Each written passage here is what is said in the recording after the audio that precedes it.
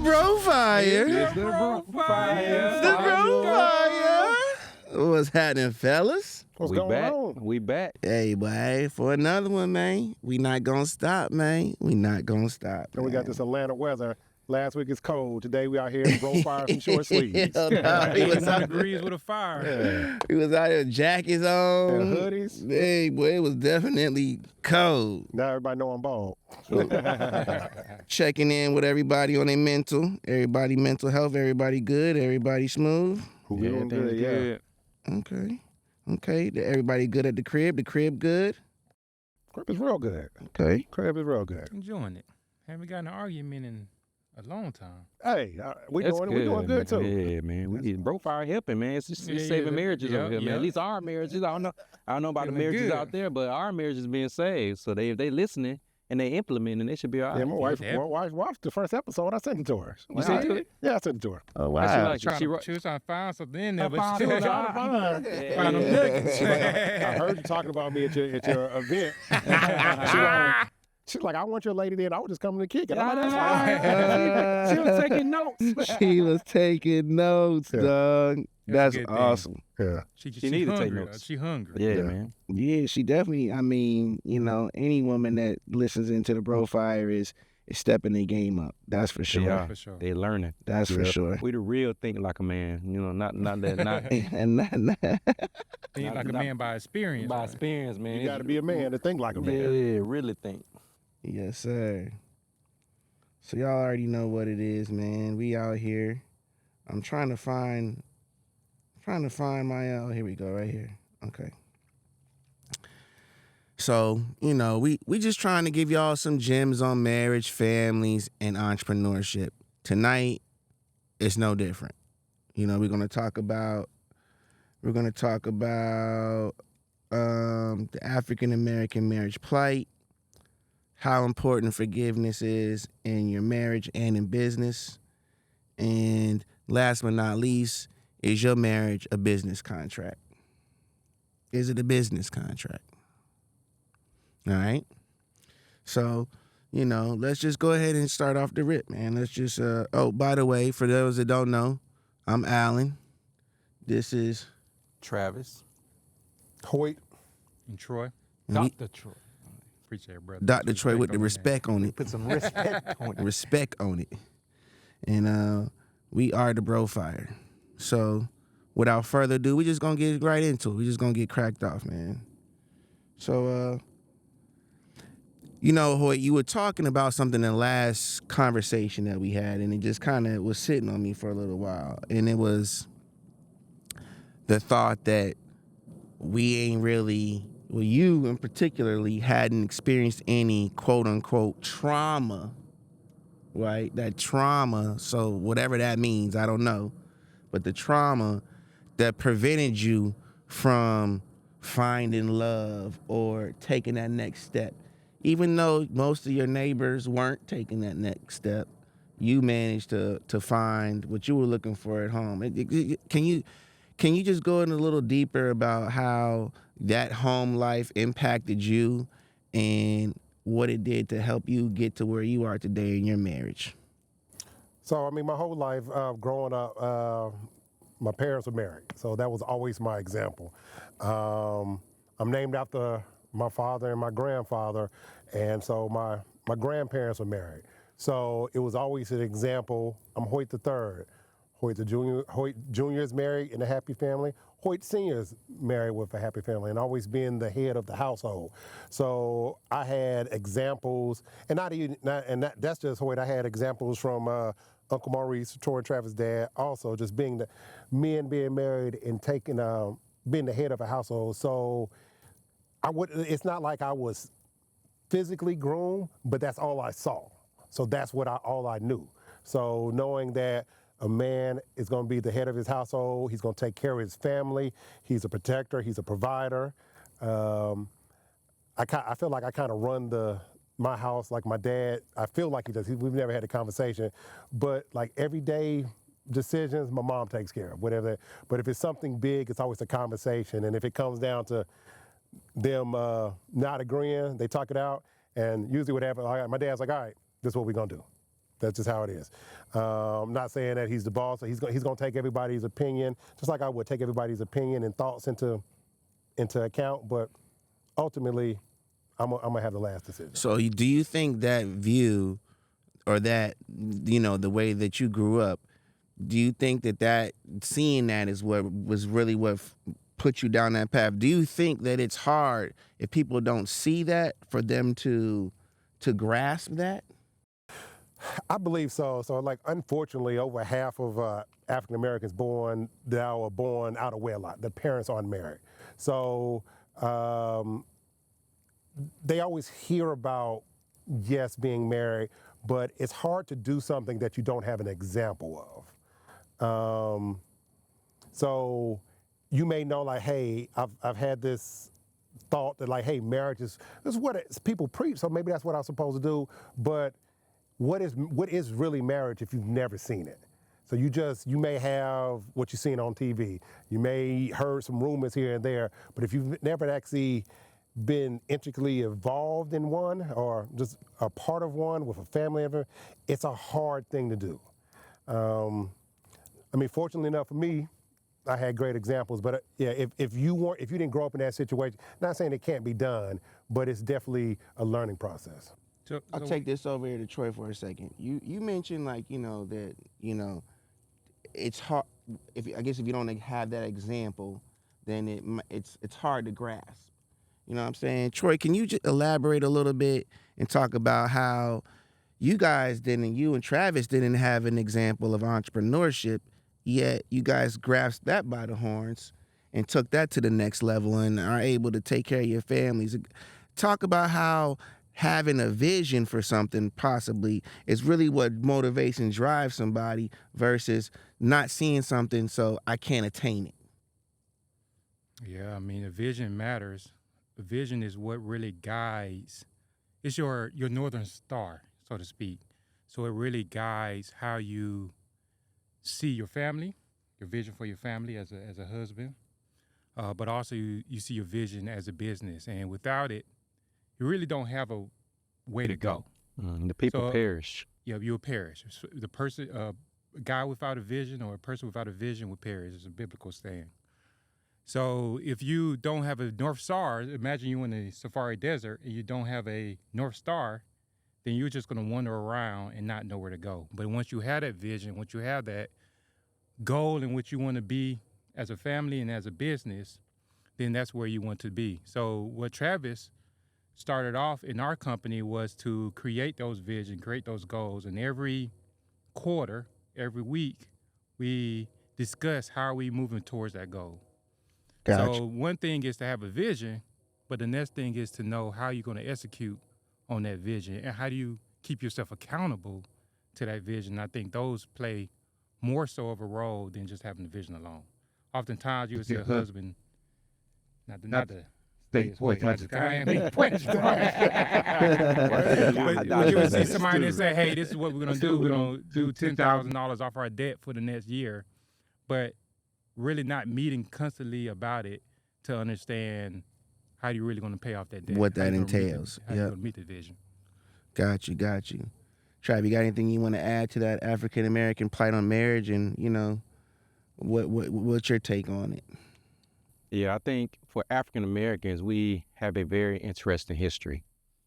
And so for us, a lot of times things are passed down from generation to generation to generation.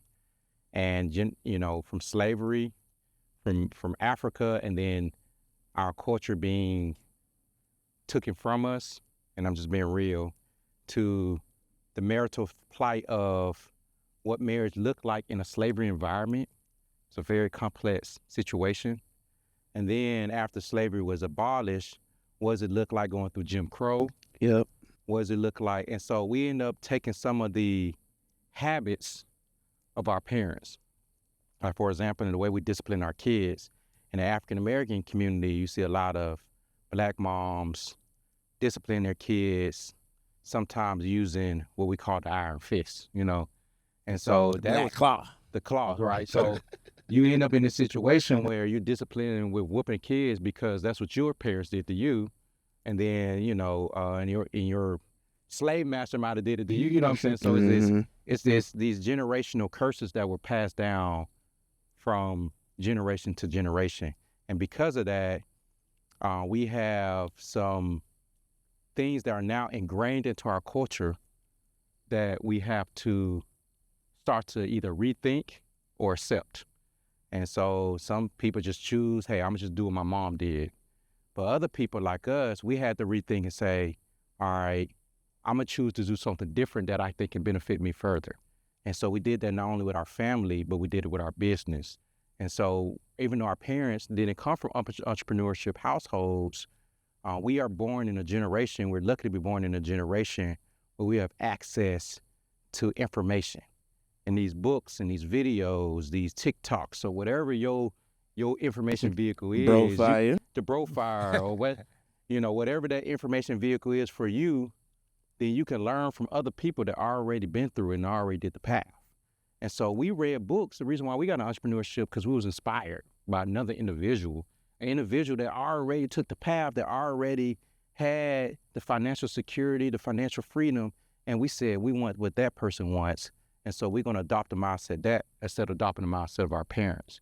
And so we had to make a choice. It's a hard choice because so many people, my wife, she was born in the mindset you got to work for 30 years in the job, I'm still trying to convert the mindset there, but at the end of the day, so many people choose to do what they always known instead of venturing off and figuring out ways to learn something new that can really move them to the next level even faster by just simply modeling what other people have done in the path that they've done it. You bring up a good point about modeling.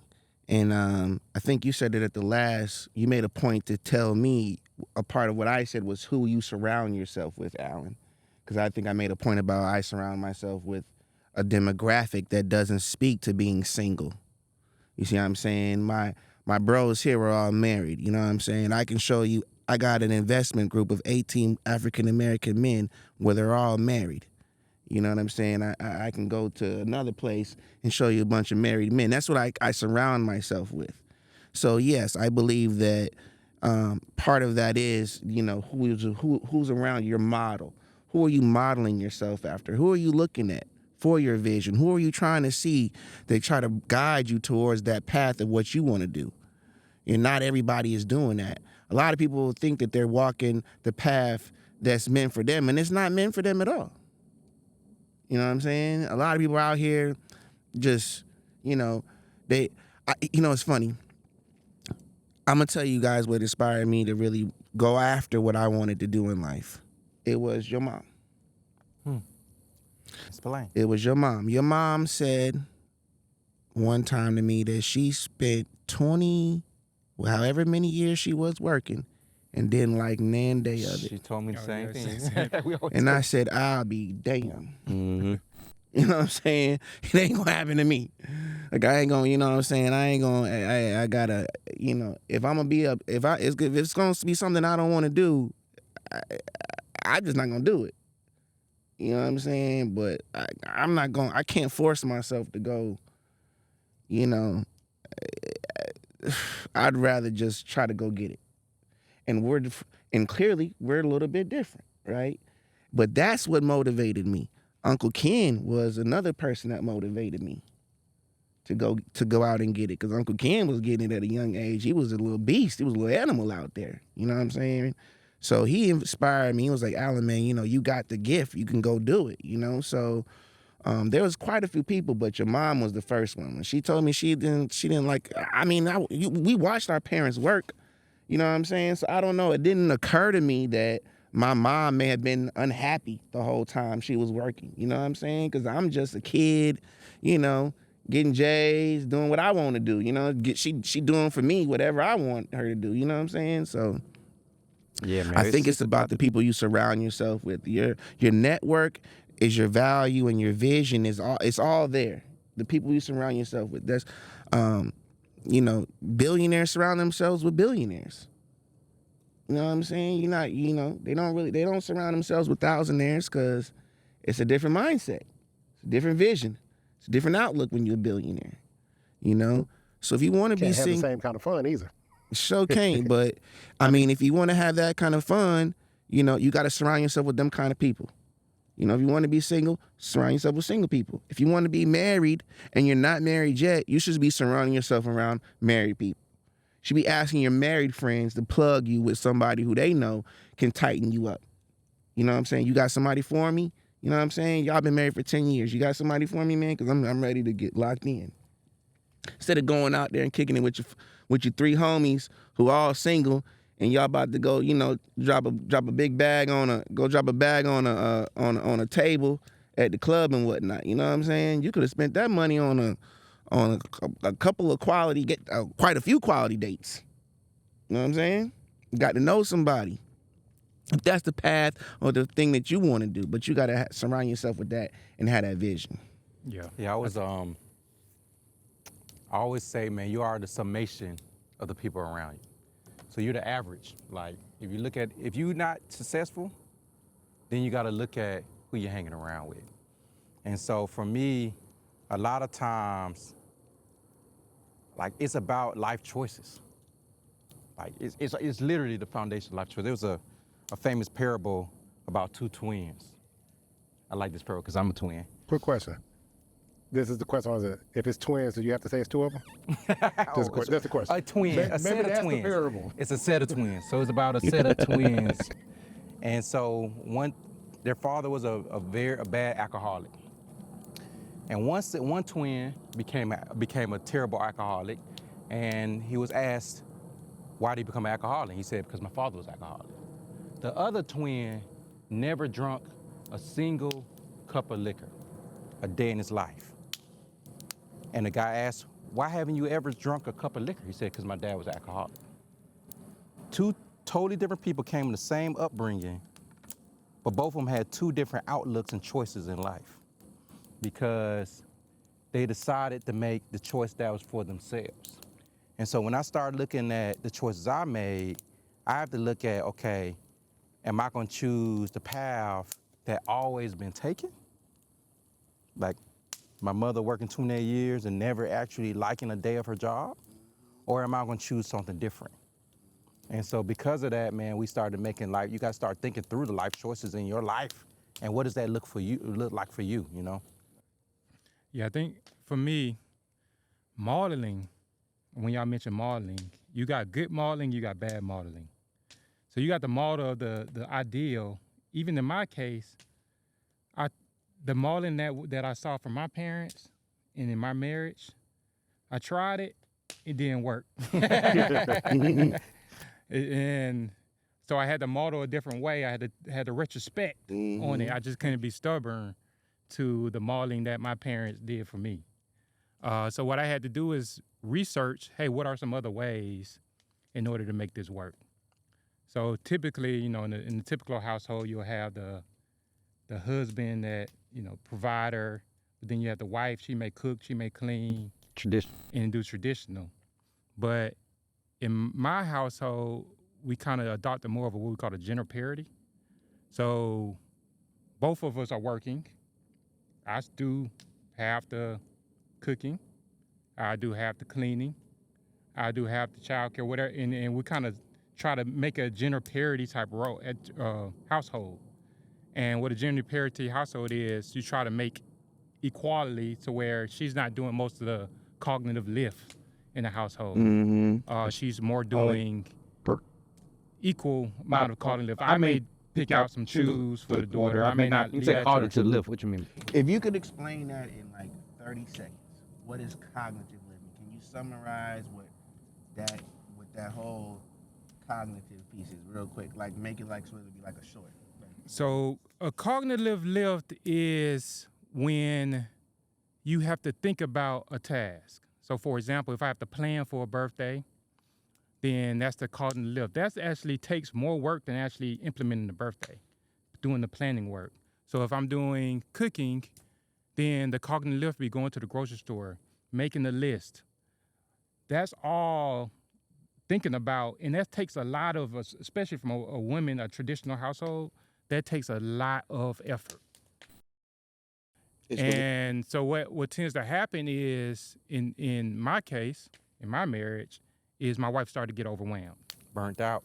She started to get burnt out. She started to have emotional issues because she was taking a lot of the cognitive lift. I was thinking, hey, I just need to be a provider. I just need to be a protector. Mm-hmm. And after having that conversation with her, then I realized that that wasn't enough to make our marriage successful. Got you.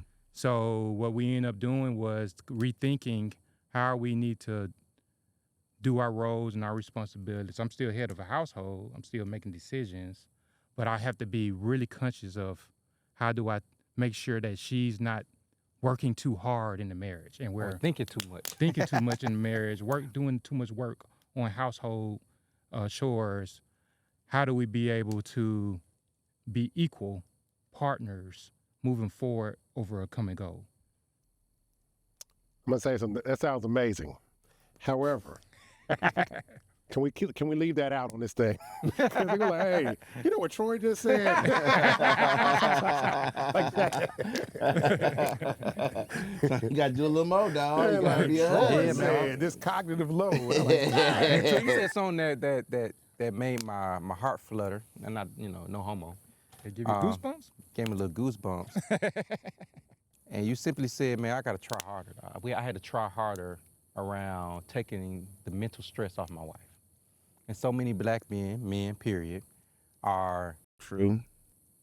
letting their wives be overwhelmed with the day-to-day operations of running a family. Even though we may be leading, we may be the CEO of our household, she's been the COO, and she got to manage the operations. And sometimes we got to manage how much overwhelm that is to her, because my wife expresses some of the same sentiment around what you call cognitive lift, and that she feels like she's sometimes doing too much. That's how she says. She don't say cognitive lift, but she say, I'm doing too much. I'm stressed out. I need a break, And so for me, I have to do a mental check, and you made a reality check for me that I got to say, hey, look, does she have too much cognitive lift that can prohibit her from having the right mental health? And that what attributes to the plight, what I believe really towards plight of the African American marriage. Elaborate, please. Because oftentimes when you think about the plight of African American marriage, we are thinking about how to do it in a traditional sense. When you say traditional, And we also lacking the communication strategy to understand what needs to be changed. So think about it like this. I'm gonna just do a parallel to business because we talk about business here. Imagine you're a CEO and you have a COO, but then you notice that your COO is doing all the work.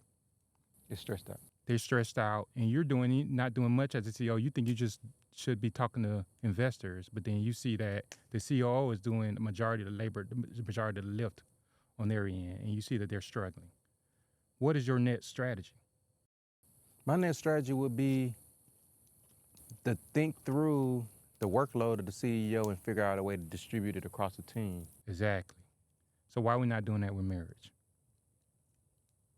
So why that's what I'm trying to tell you is why that are don't we mean I'll not take it, treating though. a marriage to figure out CEO, marriage is an That don't organization. mean I take it though. Huh? I said as CEO, that doesn't mean that I take the workload. It doesn't. It doesn't mean that. you're gonna hire a And nanny? and it doesn't mean that in marriage either, right? Like if I see that my wife is doing too much on childcare, you know what I'm gonna do? I'm gonna hire a nanny. That doesn't give me the responsibility. I'm just trying to figure out ways to relieve her off just like you outsource. We have a cleaner that cleans our house. We used to have nannies, like people that come in and do childcare. We had a childcare person last week. And these are all strategies to distribute the workload among the family unit, just like you would do in the business. So my belief is, and all that occurs when you have to communicate with each other and say, hey, how you feeling right now when it comes down to your workload? But what if you don't have the money? So what if I look at the finances of my household, just like I look at the finances, and I can't afford to hire help? then that falls back on you as the leader. So then, okay. Yep. So as a Solutions. So you just kind of find another solution. find a solution, man. Find a niece, right? You have Daya who's looking for a job. Shout out to Daya, love you. But find you your niece, find a cousin. You had a cousin that When actually she's looked home for it. from college, And she on college. So and she's at it just- college at the Duke problem that University and on a full and I say this- scholarship. my bad. I say this to you every single time is Go Daya. there's always multiple ways to skin the cat, even though skin the cat is so we don't skin cats, man. Shout out to Peter, but Never mind, I'll leave my but comment myself. there's multiple ways to accomplish a task. And we have to figure out as husbands, that's our responsibility as husbands, of how do we do it in such a way where nobody's stressed out. So if you are watching right now, go ahead in the comments and let us know. Let us know how you relieve cognitive load off your wife or your spouse. You know, he, she, they, them, whatever. I ain't mad at you. Yeah, I believe in add the cognitive load, because to start with cognitive load, you have to start with communication. I have to ask you the questions, the right questions. And I feel like the worst thing in African American is our communication and our communication style. And I think that is one of the main contributors What to you mean plight. communication style? I think I don't want to get canceled here, but No, go ahead. Nah, I think you're gonna speak on something that which kind of leads us into the next topic, which is the forgiveness piece. You know, how do we show forgiveness in business and in marriage? You know, do we show them the same? You know, I guess when my wife wants me to forgive her, she comes and gives me a kiss. Baby, I love you. You know that little, you know, when they know they done, you know, they might have done did a little something, a little real reckless, a little, you know, and then tried you, a little, you know, whatever the case may be, you know. And her way of forgiveness is just coming by saying she loved me, giving me a kiss. I know she's really trying to say I'm sorry, even though them words never come out of her mouth whatsoever. I was just about to ask her, like, I'm like, does your wife ever apologize? They don't do that, dog. They don't do that, dog. I mean, maybe yours does. I so- don't know. so your wife- I mean, yours hold your herself wife accountable apologize? enough to say I'm sorry? On occasion. Oh. Wow. that's good to hear. That's a good woman right there. We need to. Shout out, baby. Thank you. Sometimes she That's say amazing. that I was in fault. My bad. I think so. Here's the thing about my wife, and I think that all of our wives have skill sets that's catered to their wives. Like Troy, your wife is an operational beast. Like her love language is acts of service. She can help you become a PhD or millionaire. My wife's skill set is people smart. Like she has the skill set of being super compassionate and empathetic. And so when she realized that she rubbed, a lot of times the forgiveness for us in our marriage is in being trespassing or offensive towards our emotional State. Yeah, Got you. stuff for health, right? And so, like, saying something that rubs somebody the wrong way, or saying something that put them in a negative state. And so, for my wife, she's really good at really feeling. I don't have to say it. She can feel it. You know what I'm saying? And that's a gift. It's a gift of discernment. You know what I'm saying? She can feel how I feel. And so when she feels that she trespassed me and she realized that she was at fault in that, yeah, she'll say, my bad, I apologize, I was wrong. And at that point, I be quiet and I shut up. Because I know that moment don't come all the time. Like I said, on occasion. I didn't say always. I said on occasion. And so because it's on occasion, I'm like, okay, I'm going to shut up, be quiet, and I'm going to accept it. And I'm going to have amnesia. Because I think a lot of times, man, we don't have good enough amnesia, bro, to forget about. We say we forgave you, but we don't forget. You know what I'm saying? Like we'll come back 2 weeks down the road. You remember that time you said X and Y and Z? Yeah, man. I don't believe that you're gonna do this time. And then now it's this situation where we never really Yeah. forgave, we actually held it really close to our heart, and it hardened our heart, and we end up in this situation that now we're bringing it back up, and that's poison. Poison. Virus. I got to clear something. I just thought of something. My wife did apologize to me yesterday. I just remembered that. Go ahead, Yeah, Sean. so Go we ahead. were discussing something. So when we sleep, she sleeps hot. I sleep cold.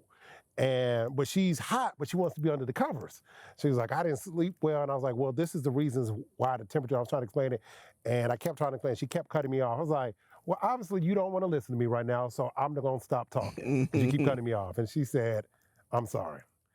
I was still kind of mad, so I just walked away. But now I just remember, let me give her credit. She did say I'm sorry. Dog, if she says she's Hope she sorry, you listening. got to roll with that, dog. Yeah, I did. You gotta give it. You got to roll with that. Yeah. And that's Stonewater, dog. yeah. I came back. And you might not get another sorry after that. So you got like cause you stoned Stonewall, it, cause you stoned it. She was like, ain't no point in me doing this shit again. But nah, I mean, yeah, it's. I think it's very important to be able to forgive, not only in your marriage with your family members, even your children, especially with your children. Woo! I think it's especially important to forgive your children. But I think it's just as important to kind of have that same forgiveness and understanding in business. You know, I don't know, man. Do you think it's levels to it?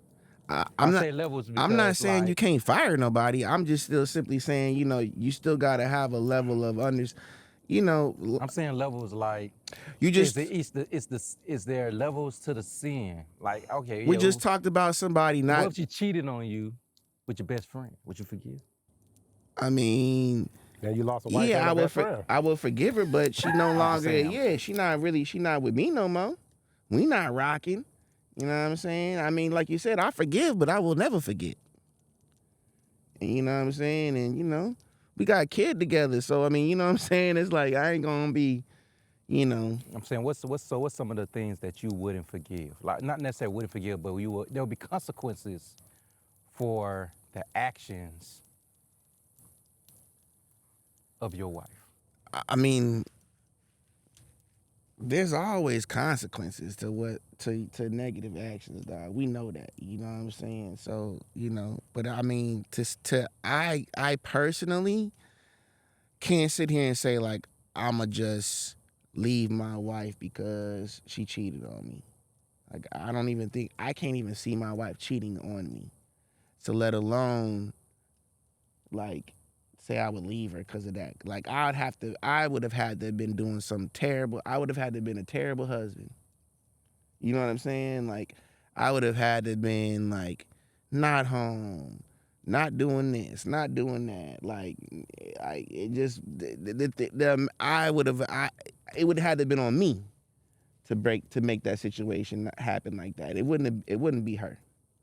Like it just you know that with your wife. You know what I'm saying? I don't put it past my wife, man. Well, I'm not saying that she would. Damn, fuck you, dog. I'm just saying, What you like, mean? I love my wife, and if she You're going to be would- apologizing soon. No, I'm saying like I roll, and if it come up, then we'll handle that at that time. Mm-hmm. But like any situation, we all human, and we all are sinners. Yeah. So I can't put it. I literally don't know the level of Eve. You know, Adam and Eve. The level of Eve she has in it, to portray. You I'm know what I'm not saying? saying that my wife I'm wouldn't just saying ever I just do don't it. know. I don't. But I'm just of the belief in the mindset that that's not of her mindset. She's not living that type of lifestyle. Yeah. Yep. Yeah. I agree. You know what I'm saying? So it's not even for her to. It wouldn't even. Yeah, dog. That wouldn't even. My wife is my light. Just like the light shining on us right now, dog. That's my wife, dog. She ain't going I ain't going nowhere. She ain't going nowhere. Should I drag her ass back home if she tried to walk out? She ain't going nowhere. We ain't going nowhere. We've been working through it. We gonna continue to work. This ain't that broken. This definitely ain't that broken. Like to where this ain't broken. This ain't broke at all. We had a good day. We had a good night last night.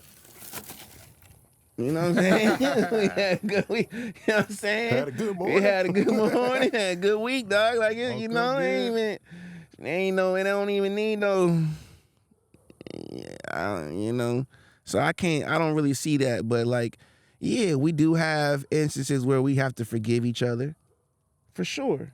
You know what I'm saying? You know, she just does it differently. I'll say my bad. I have no problem saying I'm sorry, my bad. You know, I know I'm human. I'm not always trying to be perfect. You know what I'm saying? I'm of the progress over perfection. You know what I'm saying? I understand there's gonna be bumps. Even when we got it perfect, there's still gonna be a little bump. I left the sandbag, or you know what I'm saying, I left a little cord or whatever. There's always gonna something. Just possibly something. So, you know, but you're always looking for that perfection. You're always striving to be that solid ace in the hole, you know, and that's you can't. You know, I think forgiveness is such a major part of marriage. It's almost as much of a part of it as love is, honestly. Yeah, forgiveness is important. You have to have forgiveness in your heart, because if you hold resentment or you hold hate or just dislike, it's going to corrupt your heart. Mm-hmm. So you can't have a successful marriage if you're holding on to something distaste. It doesn't mean you forget. It doesn't mean you forget. But first of all, you have to come to peace with it, with yourself, and then come peace with your spouse. So yeah, just having that in your heart in a marriage, it's going to doom and fail, because it's just going to eat you from the inside. Anything that eats you from the inside eventually comes out. Yeah, for me, I think that forgiveness is reconciling, is resolving conflict. I think back to plight, one of the biggest issues is not resolving conflict. So you forgiving somebody, you actually either conceding, or you may say, hey, this is resolved because I'm sorry. I know I made a mistake. But when there's conflict where y'all both not forgiving each other, then that becomes an issue in the marriage. I think that forgiveness is good, but then you got this underlying concept, which is trust. Mm-hmm.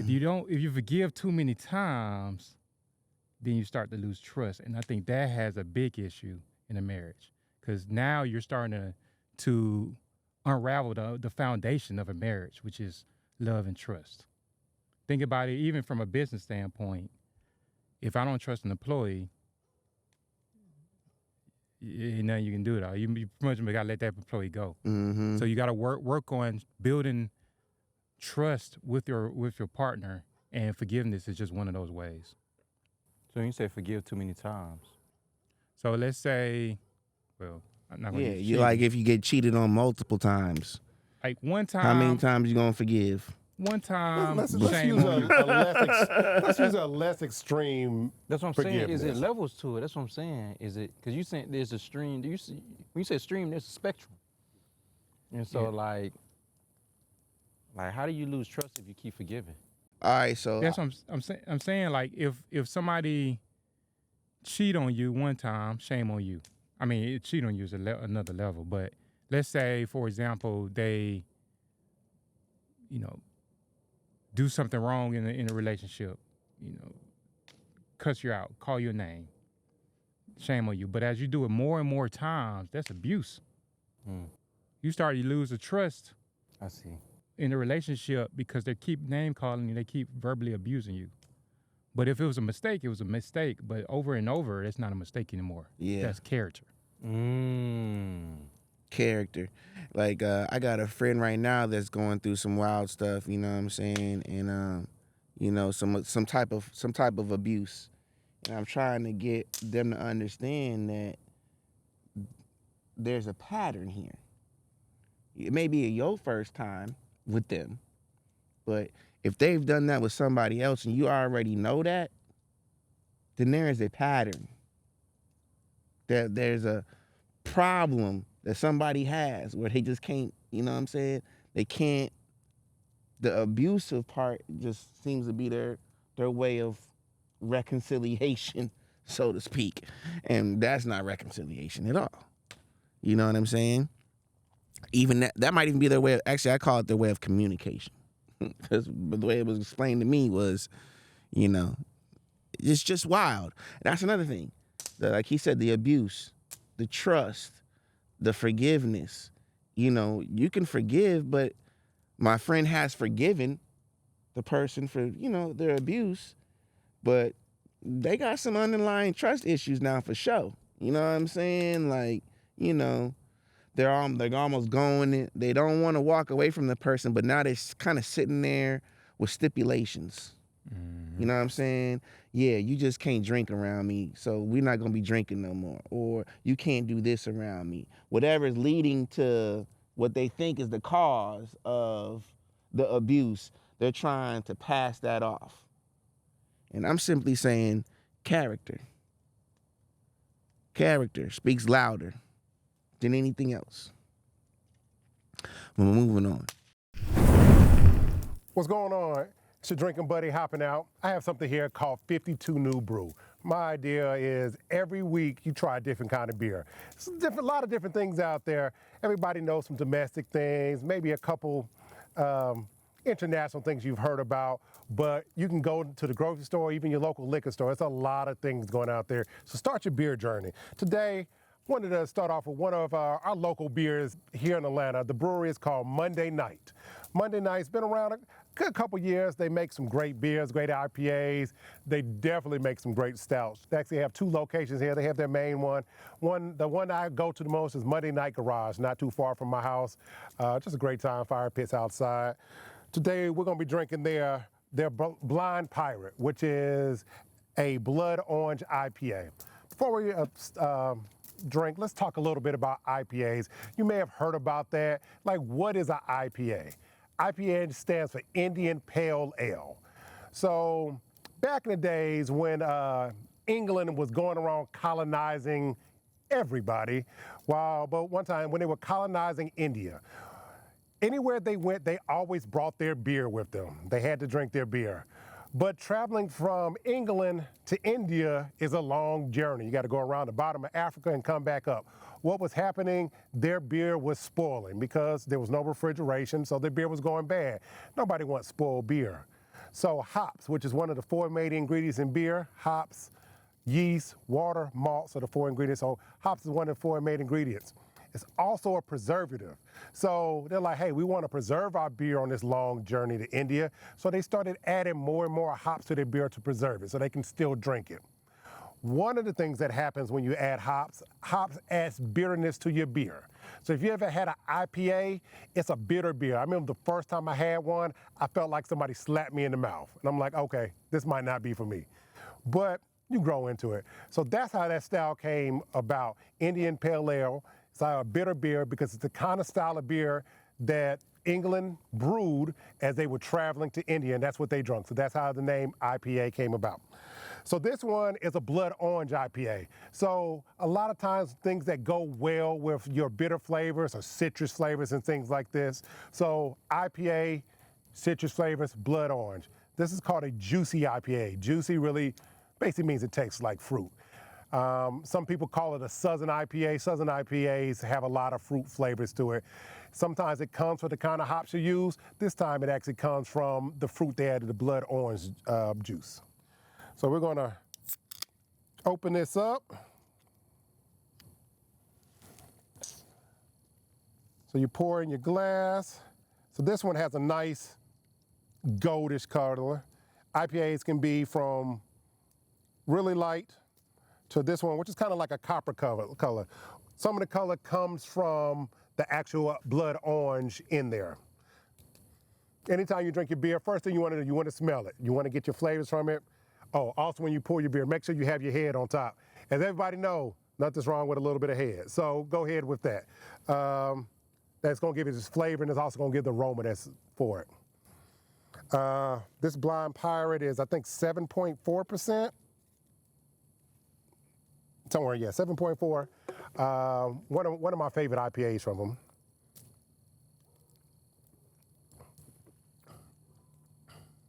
What's great about it, you still have that bitter taste from the IPA, but the blood orange cuts it a lot. So it has that kind of citrus. Blood orange is kind of tart itself already. So the bitterness and the tartness goes really well together. It's a great summertime drink. Of course, they sell it year round. Here in the Southeast, where we are in Atlanta, we drink more IPAs than any other part of the country.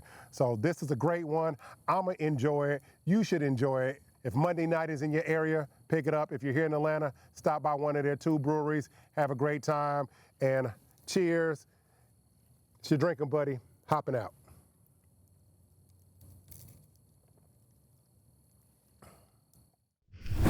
Forgiveness, we good on forgiveness?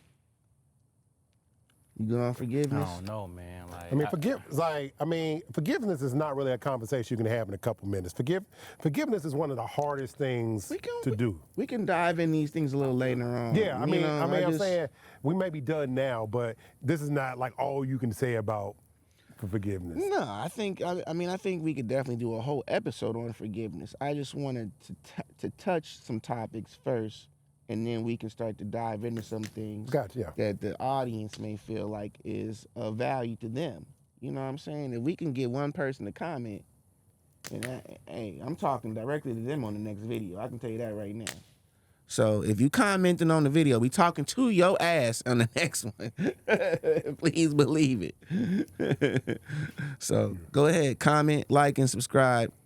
Brofire. Brofire, let's go. All right, fellas. Last but not least, I wanted to ask you guys. Hold on one second.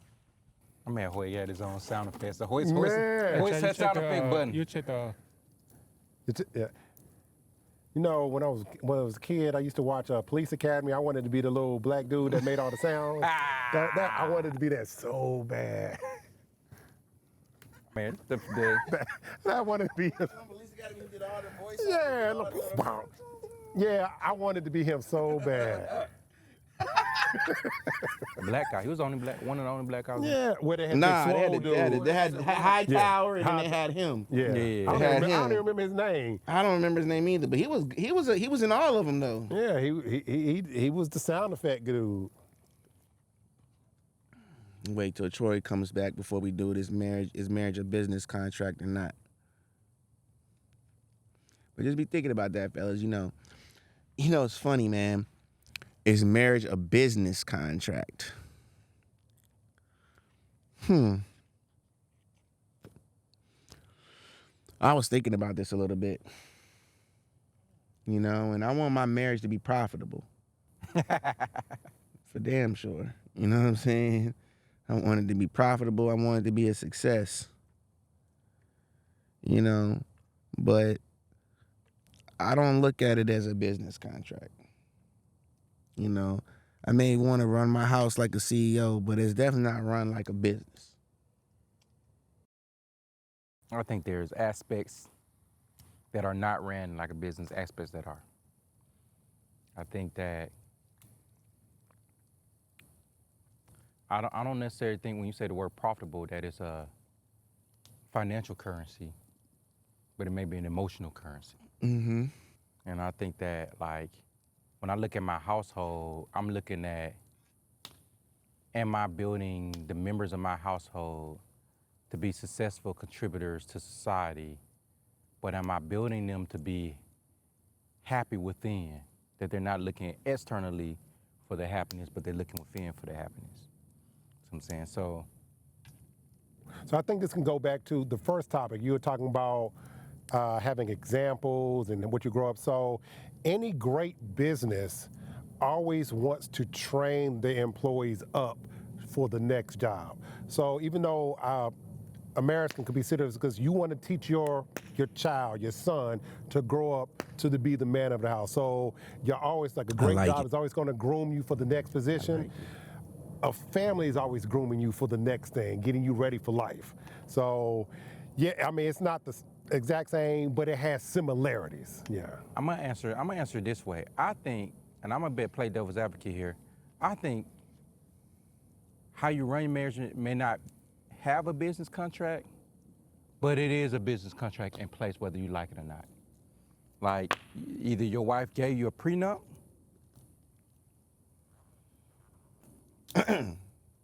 or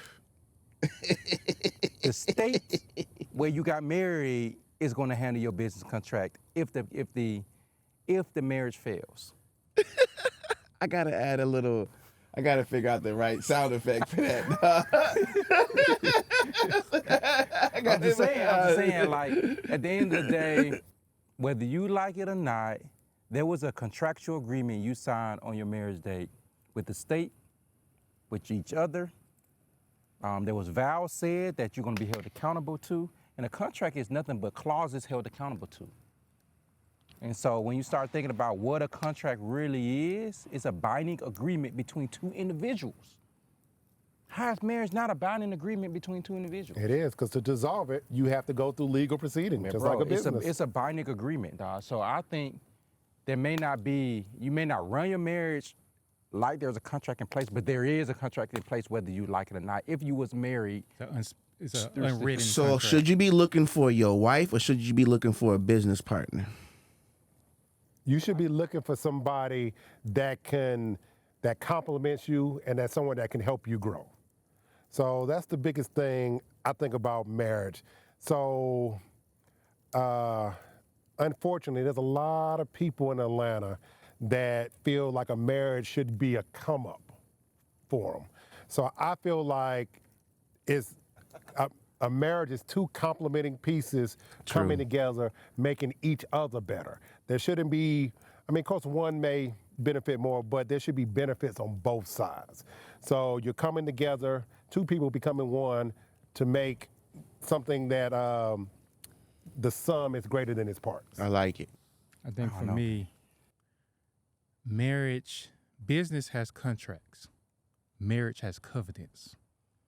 So what I mean Say by it that, one more time, loud enough for the people in the back. a business has contracts, but marriage has what we call a covenant. So Preach. A contract is transactional. I do something, if I don't do it, it breaks the contract. A covenant is relationship driven. I'm trying to get a relationship with one another and keeping that relationship with one another. So in the Bible, we have a covenant towards God, right? So we have this covenant. God made a covenant towards us. If we know him through Jesus Christ, then we have a way into heaven despite our sins, right? Just like that covenant that we have towards God, marriage mimics that covenant towards husband and wife. So we have a relationship with our wives, we have a relationship with our families, and that relationship is not built on transactions. No matter what we do as people, we still have a way to get to heaven, right? In the same way with marriage, it's not transactional. So if the wife does something wrong, you do something wrong, it may not necessarily mean that you should break that covenant. So a covenant is much deeper than a contract. And I think that we have to try to distinguish the two when it comes down to marriage, even though marriage does have unspoken contracts or is legal when it comes down to worldly things. But when it comes down to marriage, we also got to think about how do we deepen our relationship with each other and making sure that we're doing the deeds and the things that keeps that relationship together. And I just want to double back because I'm with Troy, because the way that Travis kind of describes it is almost kind of surface a little bit. Very surface and superficial in a sense. I mean, it is. I'm not when saying, when you bringing it up, it's deeper. It's deeper than rap. Yeah. So, but what I'm saying is, You talking about that top level. I'm saying that. Troy gets all the deep comments. Yeah. I mean, at the end of the day, I'm not saying that. I never said the question wasn't whether it was a covenant or it's not a covenant or a contract. It's one. It's covenant and contract. You're saying it's both. I'm saying it's both. So Okay. yeah, I would agree with Troy on the covenant side. Okay. But it's not an or an in that. You know what I'm saying? There is a contract in place, dog, whether you like it or not. I mean, it's just what it is, dog. Like, you may not acknowledge that contract, but divorce your wife and see if you're gonna have a contract in place. See if they ain't gonna get See half. if the state not gonna step in and say, I got a contract for you, and start having the judge write up your write up the terms at that point, right? Mm-hmm. And so what I'm saying is, inside of a marriage, like when you're in the marriage, like we're in that covenant space, and I'm totally agreeing in saying that a man should love his wife like Jesus loved the church. But at the end of the day, if your marriage ends up in a situation that you cannot resolve, there is a contract that will be written for you by the state. I can guarantee it to you. It's not a question whether it will or will not. I can guarantee it. And so what I'm saying is, the question wasn't a covenant. It was whether is there a contract in place. Bro, you signed it, dog. Like everybody signed a marriage certificate. When you signed that marriage certificate, did you? I don't know. I think everybody signed it. Yeah, Hopefully you did. I signed it. And if you signed that marriage certificate, when you put a signature on something, that is technically terms and conditions, dog, at the end of the day. And so, yeah, the contractuals is only if it all goes bad, but sometimes that's what contracts are, dog, is if the situation goes bad. You know what I'm saying? While you in it, Right. you abide by the covenant, dog. You know what I'm saying?